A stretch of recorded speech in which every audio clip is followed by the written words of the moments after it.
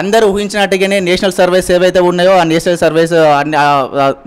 Service ప్రతీకతోటే మనకు ఖచ్చితంగా BJP party మరోసారి కూడా కేంద్రంలోని తన ప్రభుత్వాన్ని కూడా మరోసారి పీఠం ఎక్కించుకుంది. సో ఈ క్రమంలోనే అదేవిధంగా తెలంగాణలో కూడా 4 సీట్లు కైవసం చేసుకోవడం జరిగింది. సో ఈ పలు విషయాల గురించి ఇంకా మనం చర్చించుకోవడానికి మల్లేశం గారు ఉన్నారు, బీజేపీ స్టేట్ సెక్రటరీ. నమస్కారం సార్. సార్ నమస్కారం.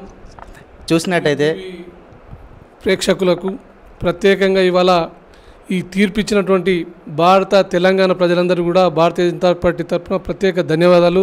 మర్చిపోయినటువంటి ఈ ఎన్నికల వాళ్ళ తీర్పు ఏదైతుందో నిజంగా కూడా అమోఘమైన తీర్పు, వాళ్ళు ఆలోచించి చేసినటువంటి తీర్పును వాళ్ళకు ప్రత్యేకంగా ధన్యవాదాలు.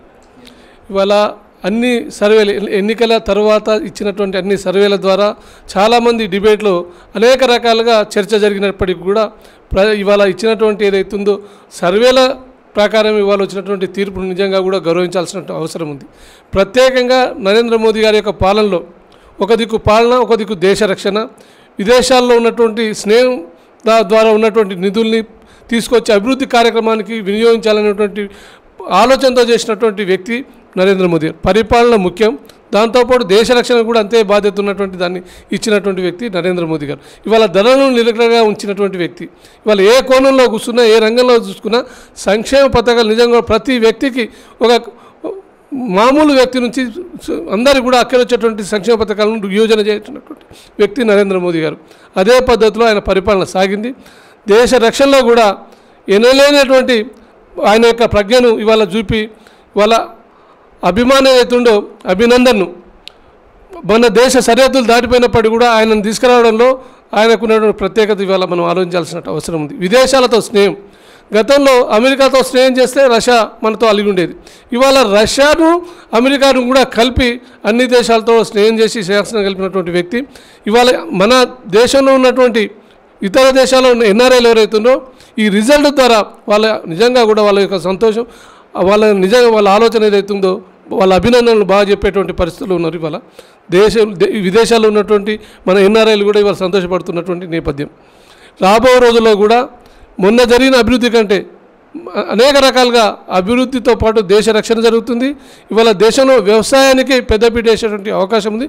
నిరుద్యోగులకు వ్యవసాయానికి పెద్దపీట వేసేటువంటి అవసరం ఉంటుంది. తెలంగాణలో కూడా మేము ఊహించిన రీతిలో 4 స్థానాలు ఇవాళ తెలంగాణ ప్రజలు మాకు ఇచ్చి గౌరవించినందుకు తెలంగాణ పార్టీ తరఫున వాళ్ళకి నిజంగా కూడా తెలంగాణ ప్రజలందరికీ, ఓటర్లందరికీ కూడా ప్రత్యేకంగా ఈ సందర్భంగా ధన్యవాదాలు తెలియజేస్తున్నాం.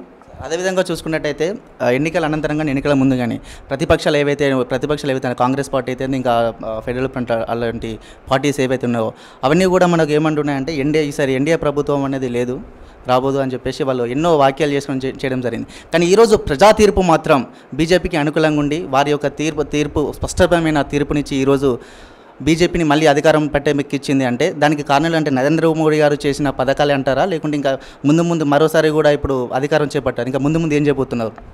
ఇవాళ కారు సారు పదారు ఆయన ఫెడరల్ ఫ్రంట్ అనేక రకాలుగా భారతీయ జనతా పార్టీని, నరేంద్ర మోడీ గారిని ఏ రకంగా మానసికంగా హింసించే రీతిలో, అవమానపరిచే రీతిలో వారి యొక్క ప్రేరణ జరిగింది. వాళ్ళ ఒక దిక్కేమో చంద్రబాబు నాయుడు, ఒక దిక్కు మన ఆంధ్ర రాష్ట్రంలో చంద్రబాబు నాయుడు, ఇక్కడ తెలంగాణలో మరి కేసీఆర్. ఈ రకంగా జరిగినప్పటికీ కూడా ప్రజలు ఏదైతుందో దూరదృష్టితో ఆలోచన చేయడం జరిగింది.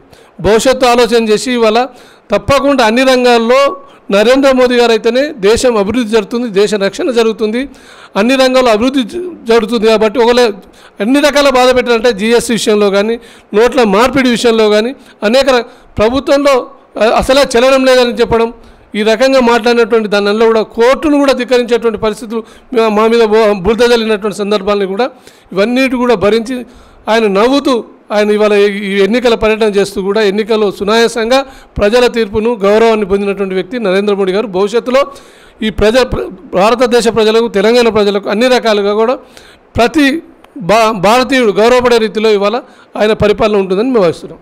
సారు కారు 16 ఢిల్లీలో సర్కార్ అన్న నినాదంతో వాళ్ళు టీఆర్ఎస్ పార్టీ బరిలోకి దిగడం జరిగింది.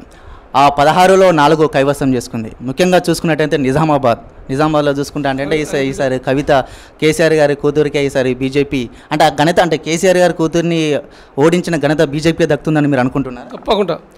ఇవాళ నిజామాబాద్ ప్రజలు, అక్కడ రైతులు మూకుమ్మడిగా ఆమె మీద ఏదైతుందో ఒక రకంగా ఆమె చేసినటువంటి అభివృద్ధిని నిరోధకంగా సూచించడం జరిగింది. అభివృద్ధి ఏం చేయలేదని చెప్పి పసుపు బోర్డు విషయంలో ఆనాడు ఎన్డీఏ ప్రభుత్వం ఇచ్చినప్పుడు కూడా యుద్ధానికి సిద్ధంగా ఉన్నప్పుడు కూడా ఆమె దానిలో ఏమాత్రం కూడా మరి ప్రయత్నం చేయకుండా ఆమె ఉన్నటువంటి ఇలా అక్కడ ఉన్నటువంటి ప్రజలు ఆమెకు మంచి పసుపు ఇచ్చి ఆమెను సాగనంపినరు. అది అక్కడ నిజామాబాద్ ప్రజలు చేసినటువంటి ఘనత ఏంటంటే పసుపు ఆమె ఒక ఆడబిడ్డగా పసుపు బోర్డు ఏదైతుందో ఆమె చేసినటువంటి దాన్ని ఆమె ఆధారంగా ఇచ్చి పంపించడం జరిగింది. రాబో రోజుల్లో మా ఎంపీ గెలిచినటువంటి అరవింద్ అయితే పసుపు బోర్డు ఇమ్మీడియట్గా పసుపు బోర్డు రైతులు అక్కడ సమస్యలు పరిష్కరించడం జరుగుతుంది. ఏమాత్రం కూడా ప్రజల యొక్క రైతులు కానీ ప్రజలు కానీ బాధపడకుండా నిజాం ప్రజల యొక్క గౌరవాన్ని కాపాడే రీతిలో అరవింద్ భారతీయ జనతా పార్టీ ఎన్డీఏ ప్రభుత్వం ప్రధానమంత్రి మోదీ గారి నాయకత్వంలో జరుగుతుందని చెప్పి బాగా పూర్తిగా విశ్వాసం ఉంది. ఈ లోక్సభ ఎన్నికల స్థానాలతో రాష్ట్ర స్థాయిలో కూడా అంటే కేంద్రంలో ఎట్లా ఇప్పుడు రెండోసారి బీజేపీ పట్టం కట్టింది, అదేవిధంగా ఇప్పుడు రాష్ట్ర స్థాయిలో కూడా చూసుకున్నట్టయితే ఖచ్చితంగా రాబోయే కాలంలో ఒక బీజేపీ పార్టీ అనేది తెలంగాణలో పుంజుకుంటుందా? ఇవాళ కాంగ్రెస్ కనుమరుగైపోయింది, టీఆర్ఎస్ అసలు లేనే లేదు, ఊడ్చుకపోయింది. టీడీపీ ఊడ్చుకపోయింది. ఇవాళ టీఆర్ఎస్ ఒక్కటే ఇలా ఉన్నది. టీఆర్ఎస్కు పునాదులు లేవు, కేవలం కార్యకర్తల బలం మీదనో డబ్బు బలం మీదనో ఇవాళ ఆధారపడి మొన్న ఎన్నికల్లో ప్రతి ఎన్నికల్లో కూడా ఆ రకంగానే డబ్బు ఆధారంగా గెలిచినటువంటి పార్టీ టీఆర్ఎస్ పార్టీ. అనేక అవినీతి ఆరోపణలు ఉన్నటువంటి పార్టీ టీఆర్ఎస్. కేంద్ర ప్రభుత్వం వచ్చిన నిధుల్ని కేంద్ర ప్రభుత్వం స్కీమ్స్లన్నీ కూడా తనవిగా చెప్పుకున్నటువంటి టీఆర్ఎస్. ఇక టీఆర్ఎస్కు నూకలు చెల్లవు. ఇప్పుడు మొన్న జరిగినటువంటి స్థానిక ఎన్నికల్లో కానీ ఎంపీ ఎన్నికల్లో కానీ జరిగిన ఎమ్మెల్యే ఎన్నికల్లో కానీ కింది స్థాయి వరకు కేంద్ర ప్రభుత్వం వచ్చినటువంటి సంక్షేమ పథకాలని నిధుల్ని కూడా కింది స్థాయిలో ప్రజలందరూ కూడా అర్థం చేసుకున్నారు. ఇప్పటి వరకు వాళ్ళు అర్థం కానటువంటి పరిస్థితిలో అయోమయంలో ఉండే అన్నీ కూడా కేసీఆర్ఏ. ₹2 ₹1 కిలో బియ్యం ఇస్తే కేసీఆర్దే. ఆయన ఇచ్చే కేంద్ర ప్రభుత్వం 29 రూపాయలు, ఈయన ఇచ్చేది ₹1.5. ఒక వినియోగదారుడు ఇచ్చేది ₹1, వాళ్ళు ఇచ్చేది. ఈ రకంగా అనేక స్కీములు లాటిన్స్ విషయంలో కానీ కిట్ విషయంలో బాలింత కిట్ విషయంలో కానీ అనేక రకాలుగా కేంద్రం ఇచ్చిన నిధులన్నీ కూడా ఆయన చెప్పుకున్నటువంటి నేపథ్యంలో ఆయన పరిపాలన జరిగింది. ఆయన పరిపాలనకి ఇప్పటికి అంతమయ్యే రోజులు వచ్చినాయి. ఆయన ఒక్కొక్క మెట్టుగా ఆయన దిగజారిపోయి ఆయన పరిపాలన అంతం చేసే రోజులు వస్తుంది. రాబోయే రోజుల్లో భారతీయ జనతా పార్టీదే తెలంగాణలో మేము అధికారంలో రావడం ఖాయమని చెప్పి ఈ సందర్భంగా చెప్తున్నాం. ఇక టీడీపీ అనేది లేదు, ఇక కాంగ్రెస్ అనేది మరుగైపోయింది. దానికి మళ్ళీ పునాదులు అనేది చాలా తక్కువ, దాని లేదు. కాబట్టి ఈ పునాదులన్నీ కూడా కదులుతున్నాయి, టీఆర్ఎస్ పునాదులు. రాబోయే రోజుల్లో భారతీయ జనతా పార్టీ తెలంగాణ రాష్ట్రంలో జెండా ఎగరేస్తుంది. అదేవిధంగా చూసుకున్నట్టయితే మనకు కేంద్రం నుంచి చూసుకున్నట్టయితే నరేంద్ర మోదీ గారు ఓబీసీలకు 10% రిజర్వేషన్ కేటాయించడం జరిగింది. అది దేశంలో ఉన్న అన్ని రాష్ట్రాల్లో అమలు చేయడం, కానీ ప్రత్యేకంగా తెలంగాణలో మాత్రం అమలు చేయాలని చెప్పేసి చాలా వరకు కొంత దీక్షలు కూడా చేస్తారు ఓబీసీ వాళ్ళు కూడా. అంటే ఇది ఇప్పటివరకు కూడా అమలు కేంద్రం మనకు ఇచ్చినా కూడా రాష్ట్రంలో అమలు చేయలేకపోయారంటే ఇది ఎంతవరకు దారిస్తున్నారు? 3 విషయాల్లో రాష్ట్ర ప్రభుత్వం